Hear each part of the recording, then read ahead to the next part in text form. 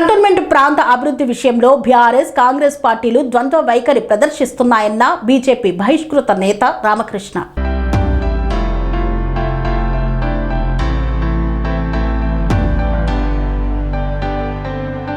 సికింద్రాబాద్ తన ఊపిరి ఉన్నంత వరకు భాజపాతోనే ఉంటానని పార్టీ నుండి బహిష్కరించిన అంశం క్రమశిక్షణ కమిటీ పరిధిలో ఉందని, త్వరలోనే నిజానిజాలు బయటకు వస్తాయని కంటోన్మెంట్ బీజేపీ బహిష్కృత నేత రామకృష్ణ అన్నారు. కంటోన్మెంట్ ప్రాంత అభివృద్ధి విషయంలో రాష్ట్ర ప్రభుత్వం నిర్లక్ష్యం వహిస్తూ అభివృద్ధికి సహకరించడం లేదని, కంటోన్మెంట్ టీపీటీ బకాయిల విషయంలో హైకోర్టును ఆశ్రయించినట్లు మాజీ కంటోన్మెంట్ నామినేటెడ్ సభ్యులు రామకృష్ణ స్పష్టం చేశారు. కంటోన్మెంట్ బోర్డుకు రాష్ట్ర ప్రభుత్వం నుండి రావాల్సిన టీపీటీ బకాయిల చెల్లింపుపై గతంలోనే హైకోర్టును ఆశ్రయించగా, ఇటీవల హైకోర్టు తెలంగాణ రాష్ట్ర ఆర్థిక కార్యదర్శికి ఫామ్ 1 జారీ చేసినట్లు ఆయన వెల్లడించారు. 2023లో నామినేటెడ్ సభ్యుడిగా ఉన్న సమయంలోనే హైకోర్టును ఆశ్రయించగా, అప్పటి బీఆర్ఎస్ ప్రభుత్వం నుండి 80 కోట్ల రూపాయల బకాయిలను రాబట్టి కంటోన్మెంట్ అభివృద్ధికి వేంచినట్లు పేర్కొన్నారు. కంటోన్మెంట్ ప్రజల నుండి పన్నుల ద్వారా వచ్చే డబ్బులను రాష్ట్ర ఖజానాతో పాటు కంటోన్మెంట్ బోర్డుకు ఏకకాలంలో మళ్లిస్తే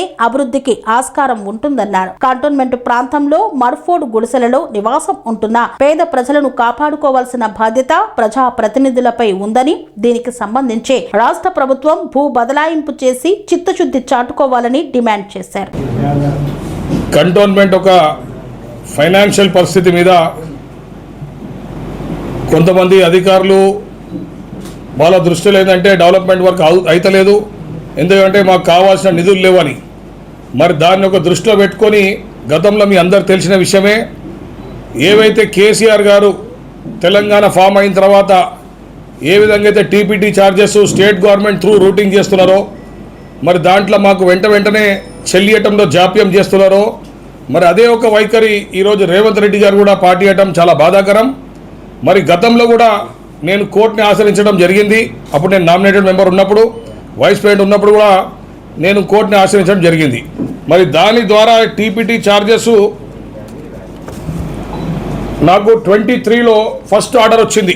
అంటే హైకోర్టు కంటోన్మెంట్ సంబంధించిన మీరు బకాయిలు ఎంతనే వెంటనే కట్టాలా, అదేవిధంగా ఏ నెల ఆ నెల అంటే సోర్సు ఎస్ఆర్ఓ ఆఫీస్ నుంచే మీరు కంటోన్మెంట్ వాటా కంటోన్మెంట్కి ఇచ్చేయాలా, స్టేట్ గవర్నమెంట్ వాటా స్టేట్ గవర్నమెంట్ తీసుకోవాలని ఫస్ట్ ఆర్డర్ నేను తీసుకురావడం జరిగింది.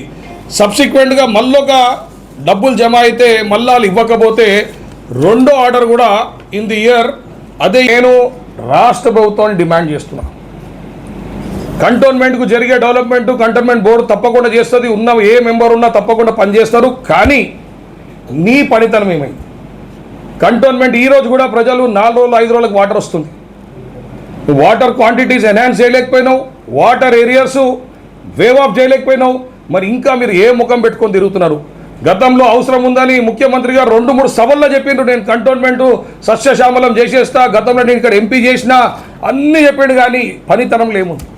ఏదో కొద్దిగా వాటర్ పెంచినా అని చెప్తున్నారు, కానీ ఆన్ రికార్డ్ పెంచలేకపోతున్నారు. కానీ ఈరోజు ప్రజలలో పోతే, నువ్వు చేసే ఫ్యాషన్ షోలు పబ్లిక్లో పోతే పబ్లిక్ మనల్ని తిప్పి కొట్టే పరిస్థితులు ఉన్నారు. ఎందుకంటే కనీసం అవసరం వాటర్ అది ఇవ్వలే. ఇన్ఫ్రాస్ట్రక్చర్ డెవలప్మెంట్కి ఏం పని అయితే లేదు. మరి అడిషనల్ ఫండ్స్ ఏమైనా తెచ్చినావా అంటే అది లేదు. నేను ఈరోజు ఎమ్మెల్యే గారు కానీ ఇక్కడ పొన్నం ప్రభాకర్ గారి రేవంత్ రెడ్డి గారు ఛాలెంజ్ చేస్తున్నా, గతంలో కంటోన్మెంట్ ప్రజలు మీరు రుణం తీర్చుకోవాలంటే, ఎందుకంటే మీరు ఏం లేనప్పుడు మీరు ఎంపీ ఎలక్ట్ చేసిరు. ఇక్కడ ఈరోజు మీరు ముఖ్యమంత్రి అయినరు, మీ గుడ్ ఆఫీసర్స్ యూజ్ చేసి మీకు దమ్ము ధైర్యం ఉంటే మీరు కిషన్ రెడ్డి గారు ఒక మంచి నాయకుడు, అసలు ఒక కిషన్ రెడ్డి గారు మీరు ఏకవచనం మీద మాట్లాడుతున్నా. నేను ఈరోజు ఫస్ట్ టైం చెప్తున్నా, మా సంస్కారం పర్మిట్ చేయదు, కానీ నేను చెప్తున్నా రేవంత్ రెడ్డి గారు మీకు చిత్తశుద్ధి ఉంటే ఈరోజు ల్యాండ్ ఎక్స్చేంజ్ స్కీమ్ తీయండి. మా కంటోన్మెంట్ ప్రాంతంలో అనేక డిఫెన్స్ ల్యాండ్స్లో మా గుడిసెలలో చాలామంది ఉన్నారు. సాయిబాబాట్స్ కానివ్వండి, చిన్న కమిళ్ళ కానివ్వండి, పెన్షన్ లైన్స్ కానివ్వండి, ఎల్ఎన్బి లైన్స్ కానివ్వండి, మడ్ఫోర్డ్ గుడిసెలు కానివ్వండి, ఈరోజు మనం మాట్లాడే మడ్ఫోర్డ్ గుడిసెలు కానివ్వండి, చాలామంది సఫర్ అవుతున్నారు. మీరు 15 నుంచి 20 ఎకరాలు మీ ల్యాండ్ బ్యాంక్లో చెయ్యండి, ప్రైవేట్ వ్యక్తులకు దానదత్తం చేయకండి. మీరు అటువంటిది ల్యాండ్ ఎక్స్చేంజ్ స్కీమ్ తీసుకురండి రేవంత్ రెడ్డి గారు. తప్పకుండా రక్షణ శాఖ కానివ్వండి, నరేంద్ర మోడీ గారి ప్రభుత్వం కానివ్వండి, అక్కడ PM Awas Yojana scheme implement చేసి తప్పకుండా ఈ పేద ప్రజలను ఆదుకుంటాం. మరి మీరు ఆ పనులు చేయకుండా ఏం చేస్తున్నారు? మరి కంటోన్మెంట్ ప్రాంతం మీకు కూడా తెలుసు, గతంలో మీరు ఎంపీ చేసిరు, బోర్డు మీటింగ్లకు వచ్చిండ్రు. ఈరోజు మీరు ఒక స్పెషల్ ప్యాకేజ్ కంటోన్మెంట్కి అనౌన్స్ చేయాల్సిన డిమాండ్ ఈరోజు మేము చేస్తున్నాము. మీరు ఇవన్నీ కూడా స్వీకరించి తప్పకుండా నెక్స్ట్ ఎలక్షన్కి రాండి, లేకపోతే మీకు కానీ మీ అభ్యర్థికి కానీ మీ క్యాండిడేట్కి కానీ ముఖం చెల్లదు. కంటోన్మెంట్ ప్రాంతం సంబంధించిన నిధులు వసూలు చేయడం జరిగింది. మరి ఆ టైంలో కూడా వాళ్ళు ఎంత మొండి వైఖరి ప్రదర్శించారంటే అధికారుల మీద కంటెంప్ట్ ఆఫ్ కోర్ట్ కేసు అయితే కానీ అధికారులను నువ్వు తప్పకుండా కోర్టుకి హాజరుపడాలా, నాకు కారణం చెప్పాలని జడ్జి అడిగితే కానీ వాళ్ళు మా డబ్బులు చెల్లియలే. మరి అంత దాకా తెగించి కొట్లాడి కంటోన్మెంట్ డబ్బులు తేవడం జరిగింది. మళ్ళీ లాస్ట్కి రేవంత్ రెడ్డి గారు వచ్చిన తర్వాత కూడా ఒక ఆర్డర్ వచ్చింది. మరి అది కూడా 24 ఎండింగ్లో రావడం జరిగింది. మరి దాన్ని ఈరోజు కూడా డబ్బులు రియలైజ్ కాలేదని నేను ఇటీవల మళ్ళా హైకోర్టుని ఆశ్రయించడం జరిగింది. మరి నేను దానికి సంబంధించిన మళ్ళీ ఒక కంటెంప్ట్ ఆఫ్ కోర్ట్ కేసు వేసిన. ఎందుకంటే నాకు ఆల్రెడీ ఆర్డర్ ఉండే 40 crores ప్లస్ ఈ రోజు దాకా అవుట్ స్టాండింగ్ క్లియర్ చేయాలి ఉండే. మరి ఇటీవల కంటెంప్ట్ ఆఫ్ కోర్ట్ కేసు వేయడం జరిగింది. మరి కంటెంప్ట్ ఆఫ్ కోర్ట్ని హైకోర్టు చాలా తీవ్రంగా తీసుకొని మరి మొన్న 18వ తారీఖు జరిగిన హియరింగ్లో అధికారికి ఫస్ట్ టైం ఫామ్ 1 ఈ యొక్క కంటెంప్ట్ కేసులో గతంలో కేవలం అధికారులను మీరు కోర్టుకు రండి అని చెప్పడం జరిగింది. మరి వాళ్ళ ఒక నిర్లక్ష్య వైఖరి కానివ్వండి, వాళ్ళ మొండి వైఖరి కానివ్వండి, ఈరోజు కాంగ్రెస్ పార్టీ ఏ విధంగా అయితే కంటోన్మెంట్ ప్రాంతానికి అన్యాయం చేస్తుందో దాని నిదర్శనం. ఈరోజు వాళ్ళు ఎవరు రాకపోతే ఫామ్ 1 ఫైనాన్స్ సెక్రటరీకి సందీప్ కుమార్ సుల్తానియాకి, ఫైనాన్స్ సెక్రటరీకి, తెలంగాణ రాష్ట్రం సంబంధించిన ఫైనాన్స్ సెక్రటరీకి ఫామ్ 1 ఇష్యూ చేయడం జరిగింది. అంటే నెక్స్ట్ డేట్లో తప్పకుండా ఆయన ప్రజెంట్ కావాలా, మా బాకీ ఈ రోజు దాకా ఎంత ఉందో క్లియర్ చేయాలి. రెండో డిమాండ్ కోర్టులో ఏముండే అంటే ఎక్కడైతే సోర్స్, ఎక్కడైతే డబ్బులు వస్తాయో అప్పుడు అక్కడే డివైడ్ చేసి ఇచ్చేయాలండి. ఈ రెండు కూడా మరి కంటోన్మెంట్ ప్రాంతంలో డెవలప్మెంట్ బాగా జరగాలి, తప్పకుండా మంచి వర్క్స్ జరగాలి అని ఆ ఒక్క ఉద్దేశంతో ఈరోజు మరి రాష్ట్ర ప్రభుత్వం మీద కోర్టు కేసు వేయడం జరిగింది. అయిపోయినాయండి. దాని తర్వాత అంబేద్కర్ హట్స్ ఇటీవల చాలామంది దాని మీద ఒక సబ్జెక్ట్ వస్తూ ఉన్నది. గత 30 yearsగా మేము పేదవాళ్ళ కోసము వెనుకబడిన వర్గాలు కానీ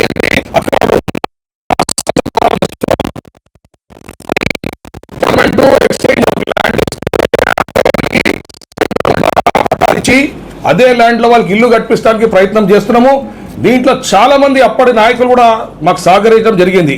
ఉదాహరణకు ఎమ్మెల్యే సాయన గారు, వాళ్ళకి ఎటువంటి గుర్తింపు కార్డు లేకుండే. అప్పుడు నేను సాయన గారు దాన్ని ఫాలో అప్ చేస్తే వాళ్ళకి రేషన్ కార్డులు ఇవ్వడానికి సాయన గారు లెటర్ ప్యాడ్ మీద రాసి ఇచ్చిన తర్వాత మొట్టమొదటి వాళ్ళకి గుర్తింపు కార్డు, రేషన్ కార్డులు వచ్చినాయి.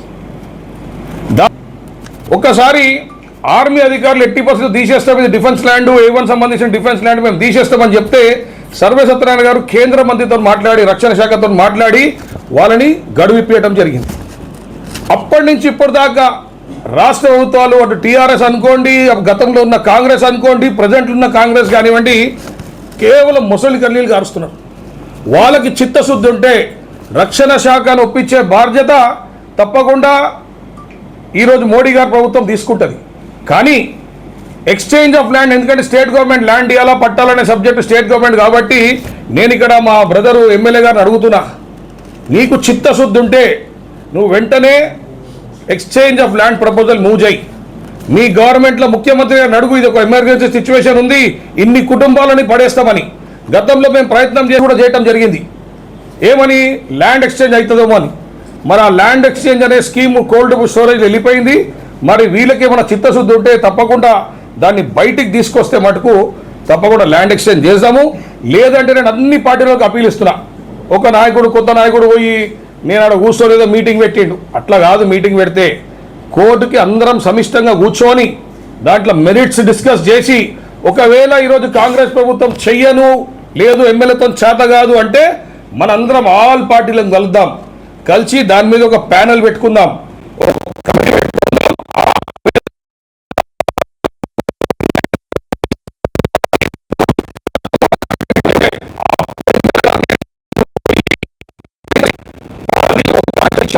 దాని తర్వాత క్రమంగా 4 ఇళ్లకు కనెక్షన్ ఇచ్చినాం, దాని తర్వాత 2 ఇళ్లకు కనెక్షన్ ఇచ్చినాం.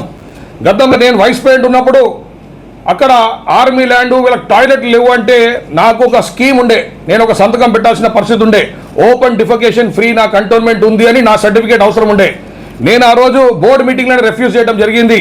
ఓపెన్ డిఫికేషన్ ఇంకా సాయిబాబా వర్డ్స్లో కానివ్వండి, మార్కెట్ పక్కన గుడిసెల్లో కానివ్వండి, ఇదే మట్ఫోర్ట్ పక్కన గుడిసెలలో ఓపెన్ డిఫికేషన్ ఫ్రీ అవుతుంది సార్. తెల్లారు 5 o'clock రా ప్రెసిడెంట్ సాబ్, మీరు రండి, हम अब दोनों मिलके साथ में जाएंगे और वहाँ देखेंगे అంటే దానికి భయపడిన తర్వాత నేను అక్కడ ఒక బయో టాయిలెట్స్ ఏర్పాటు చేయడం జరిగింది. రక్షణ శాఖ ద్వారానే ఏర్పాటు చేయడం జరిగింది. వాళ్ళకు బోర్వెల్ చేయడం జరిగింది, వాళ్ళకి డ్రైనేజ్ పైప్ లైన్స్ వ్యవస్థ క్రియేట్ చేయడం జరిగింది, డ్రింకింగ్ వాటర్ కూడా చేయడం జరిగింది. ఎందుకంటే అక్కడ ఉన్న గుడిసెలకు తప్పకుండా సివిక్ కమ్యూనిటీస్ ఇచ్చే బాధ్యత అక్కడ లోకల్ స్థానిక సంస్థలది. కాబట్టి ఓపెన్ డిఫికేషన్ ఫ్రీ కావాలి అంటే ఇవన్నీ ఏర్పాటు చేస్తే కానీ నేను సంతకం పెట్టలే. అంటే ఒక అధికారంలో ఉన్నప్పుడు ఆ వ్యక్తి ఏం పవర్స్ ఎక్సర్సైజ్ చేయగలుగుతాడో అని పేదవాళ్ళకి న్యాయం జరిగే విధంగా చేసినాము. ఇప్పుడు నేను ఆల్ పార్టీస్కి అప్పీల్ చేస్తున్నా, ఒకవేళ కాంగ్రెస్ పార్టీ గతంలో ఫెయిల్ అయినట్టు ఇప్పుడు కూడా ఫెయిల్ అయితే, ఇక్కడ ఉన్న ఎమ్మెల్యే చేత కాకపోతే మనం అందరం కలిసి నిర్ణయం తీసుకుని వాళ్ళకి న్యాయం చేద్దాం. దాంట్లో ఎంత ఖర్చు వచ్చినా న్యాయస్థానానికి అప్రోచ్ కావడానికి ఏమొచ్చినా మేము పూర్తిగా స్పాన్సర్ చేయడానికి పూర్తి బాధ్యత మాది. ఇక పోతే మూడో సబ్జెక్ట్, ముందున్న కాంగ్రెస్ కానీ ఇప్పుడున్న కాంగ్రెస్ ప్రభుత్వం కానీ మా కంటోన్మెంట్ ప్రాంతానికి రూపాయి ఇచ్చిన పాపాన్ని పోలేదు. ఇవన్నీ దృష్టిలో పెట్టుకొని మరి వీళ్ళందరి కృషి ద్వారా డబ్బులు రావడం జరిగింది. అంతేగాని ఏదో పైసలు వచ్చినాయి నేను తెచ్చినా అని తప్పుడు మాటలు చెప్పకూడదు. ఈరోజు కాంగ్రెస్ ప్రభుత్వం ఎంత దిగజారిపోయిందంటే ఒక జీవో తీసింది, నా పైసలు కంటోన్మెంట్కి ఇస్తున్నా అని చెప్పలే, నా పైసలు కేంద్రం కడుతుంది అని. జీవో ఏముంది, నీ ఏదైతే ఎలివేటెడ్ కారిడార్ దాంట్లో క్లాజే ఉంది. ఎవరైతే నీకు ప్రపోజల్ అగ్రిమెంట్ ఉందో సెంట్రల్ గవర్నమెంట్తో, నీవు అడిగిన ల్యాండ్ నీకు ఇస్తాము, మాకు ఇంత కాంపన్సేట్ చేయండి అని దాంట్లోనే ఉంది. నువ్వు దానికి సపరేట్ జీవో ఎందుకు తీయాలి? ఆ జీవో అర్థం ఏంటిది? కేవలం పబ్లిక్ని గుమ్రా చేయడానికి ఆ ఒక ప్రయత్నం చేసిండ్రు. మరి దానికి కూడా తిప్పికొట్టిన తర్వాత కిషన్ రెడ్డి గారు ప్రెస్ రిలీజ్ చేసి ఈ డబ్బులు కంటోన్మెంట్ ప్రాంతానికి ఇవ్వడం జరిగింది. మళ్ళీ రాష్ట్ర ప్రభుత్వం మీద అరాకొర నమ్మకమే ఉంది అందరికీ. దానికోసం ఆస్క్రో అకౌంట్ పెట్టినాము, దాంట్లో తప్పకుండా కంటోన్మెంట్ ప్రాంతం డెవలప్ చేస్తాము. ఇదే ఈ 300 కోట్లతో కాదు, ఇంకొక 1000 కోట్లు వస్తే కానీ కంటోన్మెంట్ ప్రాంతంలో ఉన్న దీర్ఘకాలిక సమస్యలు, మరీ ముఖ్యంగా డ్రైన్స్ కానివ్వండి, అవుట్లెట్స్ కానివ్వండి, ఇవన్నీ కూడా సాల్వ్ చేయాలంటే చేయాలి. గతంలో టిమ్స్ హాస్పిటల్ పర్మిషన్ ఇచ్చేటప్పుడు నేను వాళ్ళకి కండిషన్ పెట్టినా, ఏమని కండిషన్ పెట్టినా, మీకు పర్మిషన్ మేము ఇస్తాము, మీరు మా ప్రాంతం నుంచి మీ డ్రైనేజ్ అవుట్లెట్ తీసుకొని పోయి మళ్ళీ జిహెచ్ఎంసీ ప్రాంతంలో కలపాలి, అది మీరు ప్రాజెక్ట్లో ఇంక్లూడ్ చేసుకోండి అంటేనే వాళ్ళు ఇంక్లూడ్ చేసుకోవడం జరిగింది. అది కూడా కండిషన్ శాంక్షన్ ఇచ్చినాం. దాని తర్వాత ఎలివేటెడ్ కారిడార్ వాళ్ళు వచ్చిండ్రు, డిపిఆర్ మాకు ప్రజెంట్ చేసిండ్రు. ఆ రోజు నేను మెంబర్ హోదాలో ఉండి కనీసం వాళ్ళ మీరు రికార్డ్స్ తీసుకోండి, అంటే నేను ఏదో ఫాల్స్ క్లెయిమ్స్ చేస్తలేను, మీరు రికార్డ్స్ తీసుకోండి. ఫస్ట్ వచ్చిన డిపిఆర్ వేరే ఉండే, దాని తర్వాత నేను ప్రతిపాదించిన మీ అవుట్లెట్స్ అన్నీ కూడా మీరు మా కంటోన్మెంట్ ప్రాంతంలో కలుపుతున్నారు, దీనివల్ల మాకు లోడ్ ఎక్కువవుతుంది, ఆ లోడ్ మీరు మళ్ళీ కంటోన్మెంట్ దాటిచ్చి జిహెచ్ఎంసీ కలిపేదాకా మీరు మీ ప్రాజెక్ట్లో ఇంక్లూడ్ చేసుకోండి అంటే డిపిఆర్ మారడం జరిగింది. మరొక నాయకుడు కానీ, ఇంట్రెస్ట్ ఉన్నోడు కానీ, చిత్తశుద్ధి ఉన్నోడు కానీ, సబ్జెక్ట్ మీద అవగాహన ఉన్నోడు ఈ విధంగా పనిచేయాలి. అంతేగాని ఎవరో చేసిన కాడ పోయి ఆడ ఫ్యాషన్ షోలు చేసి ఆడ కుర్చీ వేసుకొని కూర్చొని ఏదో డైలాగ్ చెప్తే కాదు. ఇది పని రికార్డ్. హెచ్ఎండిఏలా ఫుల్ ఫ్లెడ్జ్ మీటింగ్లో ఫస్ట్ డిపిఆర్ ఉండే, రెండో డిపిఆర్లో నేను చెప్పిన పని ఇంక్లూడ్ అయింది. అంటే వాళ్ళ అవుట్లెట్స్ అన్నీ కూడా కంటోన్మెంట్ ప్రాంతం ద్వారా జిహెచ్ఎంసీ ప్రాంతంలో కలిసే విధంగా మరి ఇవన్నీ కూడా చరిత్ర ఉంది. అదేవిధంగా ఈరోజు కేంద్ర ప్రభుత్వం నరేంద్ర మోడీ గారి నాయకత్వంలో అతి తొందరలో ఎయిర్పోర్ట్ ఎన్ఓసీల్లో కూడా, అంటే మహీంద్రా హిల్స్ ప్రాంతం కానీ కొన్ని ప్రాంతాలు కానీ గత అనేక సంవత్సరాలకు ఇబ్బంది పడుతున్నారు. అంటే ఎయిర్ క్రాఫ్ట్ యాక్ట్ ప్రకారం వీళ్ళకి కేవలం ఓన్లీ గ్రౌండ్ ఫ్లోర్ వస్తుందని, దాంట్లో కూడా అతి తొందరలో గుడ్ న్యూస్ రాబోతుందని నేను ఈ యొక్క మీడియా ద్వారా మీ అందరి ద్వారా నేను మా ప్రజలకు తెలియజేస్తాను. ఆత్మహత్యలే ఉంటాయి. మొన్న మీరు సస్పెండ్ అవ్వడం మీ స్వయంకృత అపరాధమా, లేకపోతే మీ పని ఎవరైనా కుట్రలు చేసినారా అన్నది మా పార్టీ. నేను ఒక క్రమశిక్షణగా కార్యకర్తను, క్రమశిక్షణ కమిటీ దాని మీద మాట్లాడుతున్నది. అది క్లారిటీ అయిన తర్వాత తప్పకుండా మీ అందరికీ నిజాలు బయటపడతాయి. ఇప్పుడు బీజేపీ నాయకులు ఏమంటున్నారంటే రామకృష్ణ నామినేటెడ్ పదవిలో ఉండి 100 కోట్లు వెలికేస్తున్నాడు, త్వరలో ఐటీ శాఖను మేము సంప్రదిస్తున్నాము, ఆయన ఆస్తులు కూడా కంటోన్మెంట్ పరిధిలోనే ఆస్తులు బాగున్నాయి, చిరాస్తులు, వాటిని కూడా మేము ఇస్తున్నాము అని అన్నారు. అది వాస్తవం అంటారు? వాళ్ళ విధేయత వదిలేస్తున్నా, ఇంకా ఈ మధ్యకాలంలో ఏఆర్ ఇన్ఫ్రాస్ట్రక్చర్ సొల్యూషన్ దగ్గర కేసు వేశారు. ఎందుకని అంటే పక్కన ల్యాండ్ మీద అలా వేసిన వాళ్ళు అడగండి, అది మీదే అని చెప్పేసి ఆరోపణలు వస్తున్నాయి. వాళ్ళని అంటే అంత అవగాహన రైత్యం ఉంటే వాళ్ళకు ఇక చెప్పేదేముంది. వాళ్ళ విధేయతకు, వాళ్ళ అవగాహనకు, వాళ్ళకి ఉన్న నాలెడ్జ్కి వదిలేస్తున్న సబ్జెక్ట్ అంతా కూడా.